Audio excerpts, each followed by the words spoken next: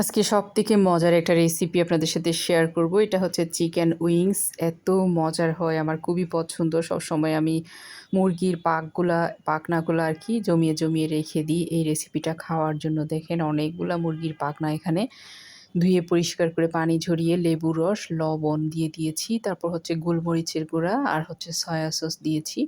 খুব ভালো করে একটু মেখে এগুলো হচ্ছে আমি ম্যারিনেট করে রেখে দিব ঘন্টাখানিক। এদিকে ময়দা, সাথে কর্নফ্লাওয়ার, তারপর হচ্ছে লবণ স্বাদ মতো আর গোলমরিচের গুঁড়া দিয়ে একটা হচ্ছে কোটিং রেডি করলাম। এখানে কর্নফ্লাওয়ার দিতে হবে ময়দার সাথে। তারপর হচ্ছে ভালো করে একটু মিক্স করে নিচ্ছি। এরপরে এখানে আমি চিকেন যেই উইংসগুলা রেখেছিলাম সেগুলা কোট করব খুব সুন্দর করে। ভালো করে একটু কোট করে তারপর হচ্ছে তেলের উপর ভাজতে হবে। তেলটা গরম করে রেখেছি আগে থেকে। আমি এগুলা কোট করে তেলের মধ্যে দিয়ে দিচ্ছি। মোটামুটি একটু ভেজে নিবেন ১০-১৫ মিনিটের মতো। খুব বেশি হাই হিটে ভাজবেন না, মিডিয়াম হিটে রেখে। আবার একদম লো হিটে হলেও কিন্তু হবে না। আবার ময়দার কোটিংটা দেখা যাবে যে ছুটে যাচ্ছে। এই যে আমি মোটামুটি মিডিয়াম হিটে এপিট ওপিট করে সবগুলা উইংস হচ্ছে ভেজে নিয়েছি। তারপর হচ্ছে চলে যাব আমি রান্নাতে। এটা রান্না করা খুবই সহজ, খেতে কিন্তু অনেক বেশি মজার। আর কার পছন্দ কমেন্টে জানাবেন। ভালো লাগলে লাইক, কমেন্ট, শেয়ার করে রাখবেন। যখনই ভালো লাগবে তখন হচ্ছে আপনারা চাইলে এই রেসিপিটা করে খেতে পারবেন।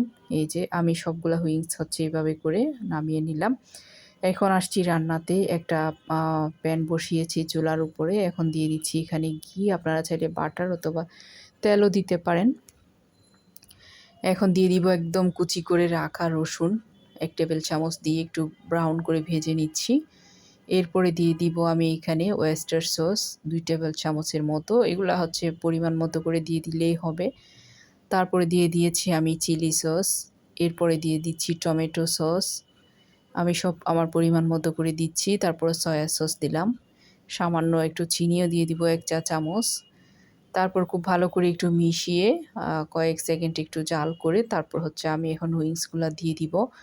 আমার হুইংসগুলা ছিল একেবারে দেশি মুরগির, মানে শক্ত মুরগির হুইংস। আপনারা ফার্মের যে ব্রয়লার মুরগির হুইংস আছে সেগুলো দিয়েও করতে পারেন। এই যে নেড়েচেড়ে জাস্ট নামিয়ে পরিবেশন করলে হয়ে যাবে। তবে আমি একটু মিডিয়াম হিটে, লো হিটে করে আমি চুলার উপর কিছুক্ষণ রাখবো। কারণ হচ্ছে এই পাখনাগুলো একটু যেহেতু শক্ত, আমি চাচ্ছিলাম একটু সফট হয়ে যাক, বাচ্চারা খাবে তো। এই যে দেখেন হয়ে গিয়েছে। এখন আমি হচ্ছে নামিয়ে নিচ্ছি। আপনারা চাইলে একদম ১ম পর্যায়েও হচ্ছে পরিবেশন করতে পারেন। এখন আমি দেখেন উপরে একটু তিল ছড়িয়ে দিয়েছি। যেহেতু আমাদের বাসায় ঝাল বেশি খাওয়া হবে না, যার জন্য নাগা মরিচ কিংবা কোনো মরিচ আর এড করলাম না। এভাবেই হচ্ছে খেতে অনেক বেশি মজার। আশা করি আপনাদের ভালো লাগবে। ভালো লাগলে লাইক, কমেন্ট, শেয়ার করবেন। দেখেন এত মজার হয় এই রেসিপিটা। আমি তো কিছুদিন পর মুরগির পাখনাগুলো জমিয়ে এই রেসিপিটা করি। কার পছন্দ বলবেন। আল্লাহ হাফেজ।